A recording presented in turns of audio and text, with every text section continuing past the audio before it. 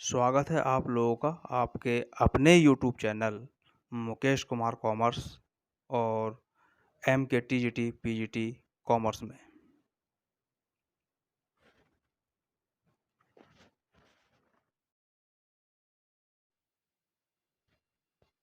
तो ये जो आपको प्रश्न दिखाई दे रहा है, ये प्रश्न जो है इससे पहले आपको प्रैक्टिस सेट करवाया था। प्रैक्टिस सेट 32 नंबर का प्रैक्टिस सेट करवाया। उसमें जितने भी न्यूमेरिकल आए थे वो न्यूमेरिकल नहीं कराए थे और बोल दिया था कि इसके लिए अलग से वीडियो लेकर के आएँगे, अलग से वीडियो बनाएँगे, तो उसी के लिए अलग से ये वीडियो बना रहे हैं। क्वेश्चन आपको यहाँ दिखाई दे रहा है, मैं इसको सॉल्व कराने वाला हूँ क्वेश्चन को। लाभ में ए, बी और सी के हिस्सों का अनुपात है क्रमशः 1/2, 3/10, 1/5। इस तरह से ये है। अब सी की मृत्यु हो गई। अब ए और बी के बीच लाभ के हिस्सों का नया अनुपात होगा। तो वो अनुपात कैसे ज्ञात हम कराएँगे, कैसे हम इसको पता करेंगे, वो हमें देखना है। सबसे पहले हम इसको देख लें।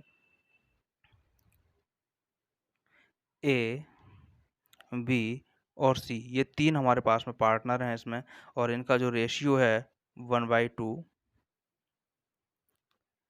3/10, 1/5 ये इनका रेशियो है। अब ये इनका जब रेशियो है तो यहाँ पर जो इसकी है जो ये तो सबको पता है ही कि ये ए का है, ये बी का है और ये सी का है। यहाँ पर जो मृत्यु हुई वो सी की हुई।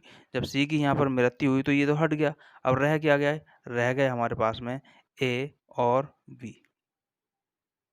ए और बी रह गए तो ए और बी का ये अनुपात हमारे पास बचा हुआ है, रेशियो बचा हुआ है। तो अगर अब हमें यहाँ पर देखना है कि ये जो बचा हुआ है, जो ये संख्या होती है अंश और हर, तो नीचे जो संख्या हमारे पास में आती है, दोनों संख्याएँ बराबर होनी चाहिए। अब दोनों बराबर करने के लिए हम क्या करेंगे? तो इसके लिए हम जो कराएँगे वो ये करेंगे कि a बराबर 1/2 है ये, हमें 10 करना है। 10 करने के लिए हम क्या करेंगे? गुणा करेंगे, मल्टीप्लाई। कितने से मल्टीप्लाई करें जो 10 हो जाए तो हमें यहाँ पर करना होगा 5 से। जब 5 से यहाँ लिखा है तो रूल्स है कि ऊपर भी ये संख्या हमारी वही होनी चाहिए, वही नंबर होना चाहिए जो हमने नीचे लिखा है। इस तरह से इनका जो हम मल्टीप्लाई करेंगे तो ये हमारे पास में आएगा 5 और 5 2 जा 10 हमारे पास में ये हो जाएगा। तो यहाँ भी 10 हुआ, यहाँ भी 10 हुआ। अब ये तो ये हो गया और बी का जो हमारे पास में है वो हमारे पास में वो दे रखा है ये। तो इस तरह से हमें इन दोनों का ही निकालना है। जब इन दोनों का निकालना है तो ये हमारे पास में 2 ही लोग हैं ए और बी बराबर। अब ए का हम देख लें हमारे पास जो निकल के आया है ये और इसका जो है हमारे पास 3/10। इस तरह से ये हमारे पास में संख्या दे रखी हैं। जब ये दे रखी हैं तो ये तो हमारे पास में कॉमन है, ये संख्या कट जाएँगी तो हमारे पास जो रेशियो बचेगा वो बचेगा 5.3। अब 5.3 को हम देख लें वो किस नंबर पे है, यही इसका आंसर है ये। और ये जो है हमारे पास में डी नंबर का जो ऑप्शन है ये इसका राइट आंसर यहाँ पर होगा डी 5/3। तो एक क्वेश्चन हमारे पास में ये कंप्लीट हुआ। चलेंगे अब हम दूसरे क्वेश्चन की ओर। अब इससे अगला क्वेश्चन है वो हमारे पास है एक ये 16 नंबर का क्वेश्चन था। इसमें क्या था, एक्स लिमिटेड ने 95,000 रुपए की मशीन खरीदने के लिए 100 रुपए वाले ऋण पत्र 5% छूट पर यानी डिस्काउंट पर निर्गमित किए हैं। उसके द्वारा निर्गमित अंशों की संख्या क्या होगी? अब जो संख्या है वो यहाँ पर दे रखी है, 95,000 होगी या 950 होगी या 1045 होगी या फिर 1000 होगी। तो इसके सॉल्यूशन के लिए हम क्या करेंगे वो हमें देखना है। तो इसके लिए हम देखें सबसे पहले जो रेट है इसका, ऐसे सिंपली मैं आपको यहाँ पे बता ही देता हूँ। जो इसका रेट है वो कितना है, 100 रुपए का है। और इस पर डिस्काउंट जो लगी वो 5% लगी है। जब 5% डिस्काउंट लगी है तो 5% इसका कितना होगा, 5 रुपये होगा। ये सबको मालूम है ही कि अगर 100 रुपये का हम 5% निकालें तो वो 5% ही होगा, यानी क्योंकि 2 जीरो से 2 जीरो कटेगा, बराबर बचा 5, यानी ये 5 ही बचा, 5%। अब 5% को इस 100 में से हम लेस कर देंगे, 100 माइनस 5 तो बराबर कितना बचा, 95, 95 रुपीज़ का बचा। अभी 95 रुपीज़ में ये और 95,000, इसमें हम जब इसका नंबर निकालेंगे इसका डिबेंचर का, तो क्या कराएंगे हम, 95,000 अपॉन 95। जब इसको हम डिवाइड करेंगे तो कितना आ जाएगा, इससे इसको काटा तो ये हमारे पास में 1 आ जाएगा, 3 जीरो बचे हुए हैं, तो ये 3 जीरो जो है यहाँ पहुँच जाएंगे 1 2 3, ये बराबर हमारे पास में क्या और बचा 1000। ये डिवेंचर की यहाँ पर बात चल रही है, डिवेंचर। तो ये डिवेंचर जो कितने हुए 1000। अब एक इसमें ऑप्शन देख लें हमारे पास में, ये ऑप्शन है डी, इसका भी राइट आंसर डी आएगा। चलते हैं अब अगले क्वेश्चन की ओर। समझ में आ गया होगा अच्छे से, ये इसी तरह इसको निकाला जाएगा, कोई ज़्यादा इसमें मैटर नहीं है। अगला क्वेश्चन था ये 22 नंबर का क्वेश्चन।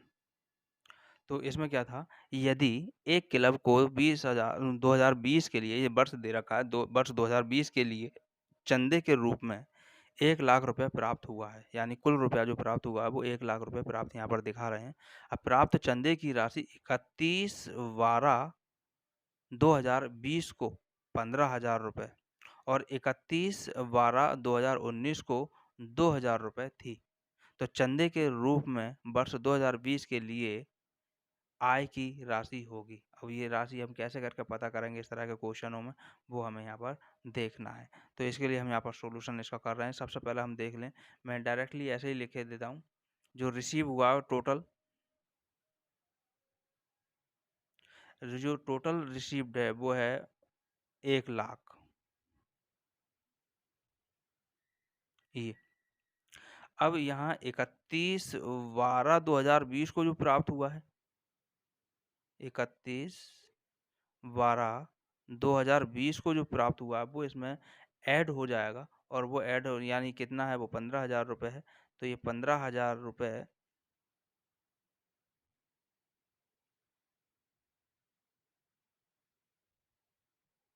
15,000 ये यहाँ पर इसमें ऐड हो जाएगा।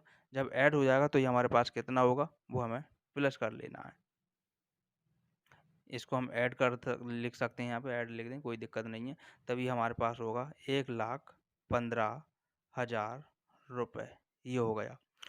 अब जो पिछले वर्ष का है, जो यहाँ पर दिखा रहा है 31/12/2019 को 2,000 वो 20,000 रुपये थी। तो ये 20,000 रुपये क्योंकि पिछले वर्ष का है, इसको लेस कर देंगे। लेस जो हम कर रहे हैं वो कर रहे हैं 31/12/2019 का, और ये जो है हमारे पास में ये है 20,000 रुपये, इसको हम यहाँ से लेस कर देंगे। जब इसको लेस कर देंगे तो ये हमारे पास जो बच रहा है 0 0 0 5 और 9, ये हमारे पास में बचा, और यही इसका आंसर होगा 95,000। अब 95,000 को देख लें कि 95,000 यहाँ पर जो है वो किस ऑप्शन में है, ये भी डी में ही दे रखा है, तो राइट आंसर इसका डी होगा 95,000। चलते हैं अगले क्वेश्चन की ओर, ये समझ में आ गया होगा।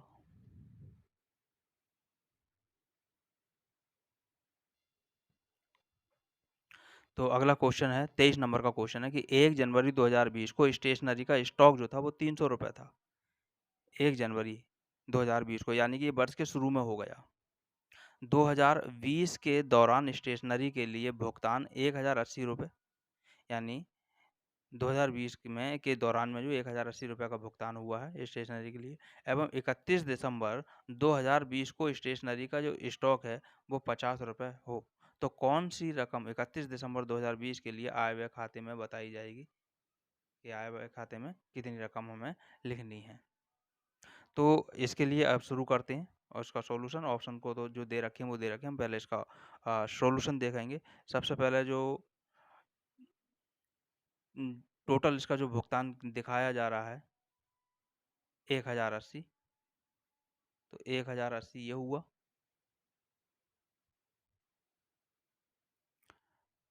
और इसको हम लिख सकते हैं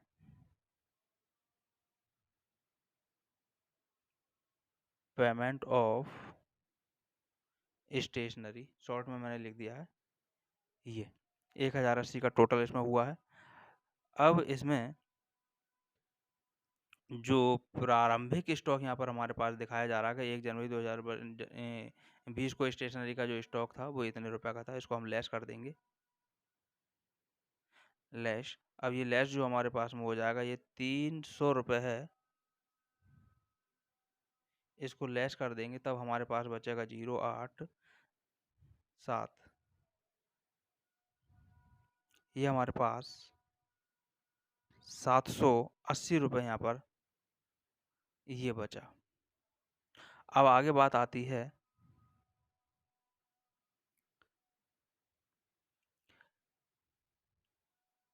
31 दिसंबर 2020 को स्टेशनरी का जो स्टॉक था वो 50 रुपए है, तो वो इसमें ऐड हो जाएगा।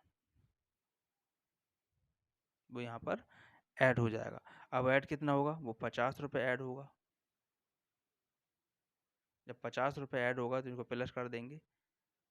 8 5 13, 7 और 1 8, 830 रुपए, यही इसका आंसर होगा। अब ऑप्शन को देख लेते हैं 830 किस ऑप्शन में है। तो 830 रुपए जो है वो हमारे पास ऑप्शन में है बी। तो इसका जो राइट आंसर होगा वो बी होगा और इस तरह से होगा।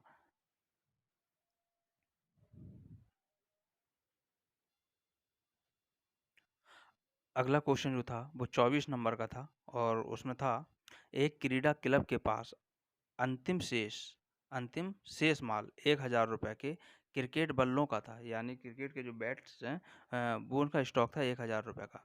अब वर्ष में 6000 रुपए मूल्य के बल्ले प्रयोग में आए हैं। प्रारंभिक शेष 800 रुपए मूल्य के बल्लों का था। निम्न में से कौन सा कथन सत्य है?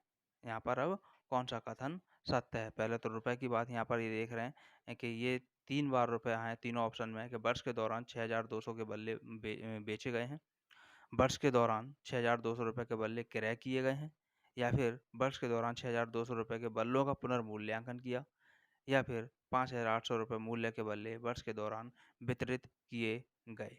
तो इनमें से कौन सा राइट आंसर होगा वो हमें देखना है। तो इसके लिए हम सबसे पहले देखेंगे कि इसके पास जो ओपनिंग स्टॉक, सबसे पहले हम देख लें प्रारंभिक शेष जो है 800 रुपये opening stock.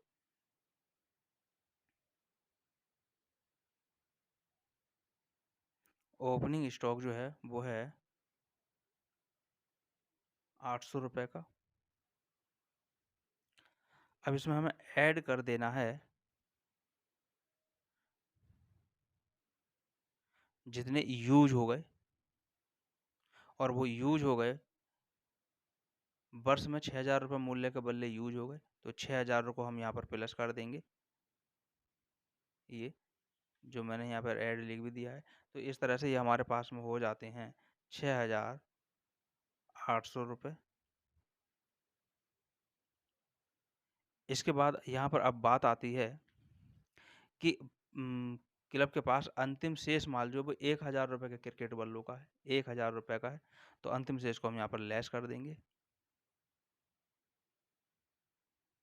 Less closing stock, ये अंतिम शेष है तो क्लोजिंग कहलाएगा।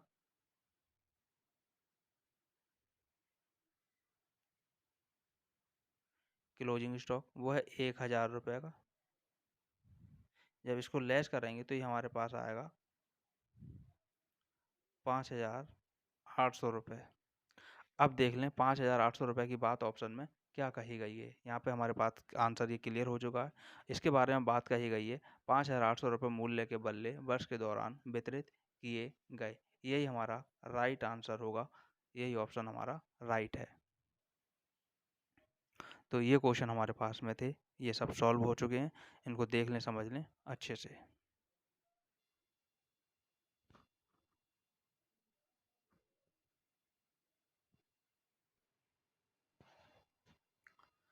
तो एक क्वेश्चन था, ये 49 नंबर पे था कि 5 व्यक्तियों के मासिक व्यय रुपए में हैं इस तरह से 132, 140, 144, 136 और 138 है। इनका समांतर माध्य पूछा था। तो समांतर माध्य कोई इतना बड़ा कठिन नहीं है, बहुत सीधा सिंपल सा होता है। समांतर माध्य के लिए हम इसका यूज करते हैं। इन सभी संख्याओं को हम प्लस करके लिख लें इस तरह से। पहली संख्या जो दे रखी है 132 प्लस 140 प्लस 144 प्लस 136 प्लस 138 38। अब ये संख्याएँ हमें बटे में रख देनी है कि जितने भी इनके नंबर हुए 1, 2, 3, 4, 5, तो ये 5 को हमें बटे में यहाँ पर रख लेना है। इसको अपॉन में हमने लिख दिया। जब इसको हम जोड़ेंगे, अब हमें क्या करना है, इन सारी संख्याओं का हमें टोटल कर लेना है। टोटल करके 5 से डिवाइड कर लेना है। टोटल मैं इसका कर रहा हूँ अभी। तो इस तरह से इसका जो टोटल हुआ वो टोटल हमारे पास में हुआ 690। इन सारी संख्याओं का टोटल 690 हुआ। बटे में 5 ऐसे ही आएगा। 5 से जब इसको हम डिवाइड करेंगे तो 5 एकम 5 हो गया। यहाँ पर बचा है 1, 19 हो गया। जब 19 हो गया तो ये आएगा 5 तियाँ 15। अब यहाँ पर बचेगा 4, ये 40 हो गया। 5 अट्ठे 40। यानी इस तरह से जो आंसर होगा वो आंसर होगा 138। अब 138 को हम देख लें किस ऑप्शन में है, तो ये ऑप्शन है हमारे पास में ए। इसका राइट आंसर ए होगा। तो ये ऑप्शन हो चुके हैं। उम्मीद करता हूँ समझ में आए होंगे।